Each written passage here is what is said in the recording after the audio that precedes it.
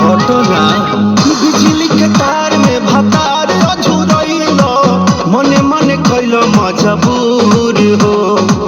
लहे लहे छुई जानी हमारा पमुई राजा तोरो से गिर लगिलो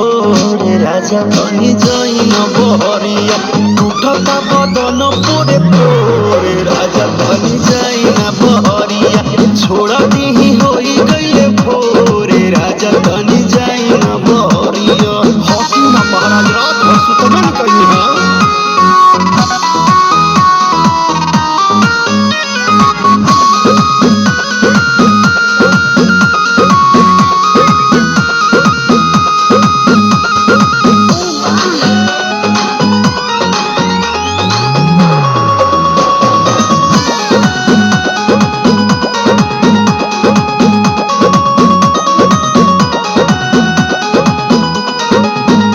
नया गवाना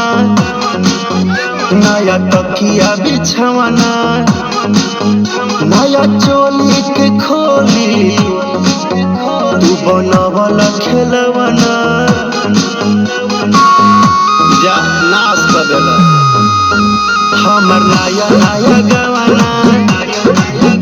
नया तकिया बिछवाना नया चोली के खोली बनवल खेलवाना नया नुहर जानी बनी एक चोर राजा तेरा कमर बड़ा तोड़े राजा तनी जाई न बहरिया टूटता बदन पोरे पोरे राजा तनी जाई न बहरिया छोड़ा दीही होई गईले भोरे राजा तनी जाई न बहरिया अब छोड़ दी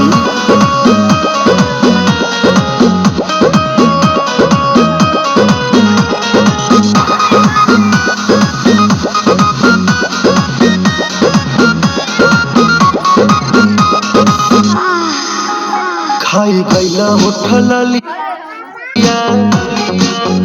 तोरे दिल कन बलिया काट लेला बरियारी हमर से नियन गलिया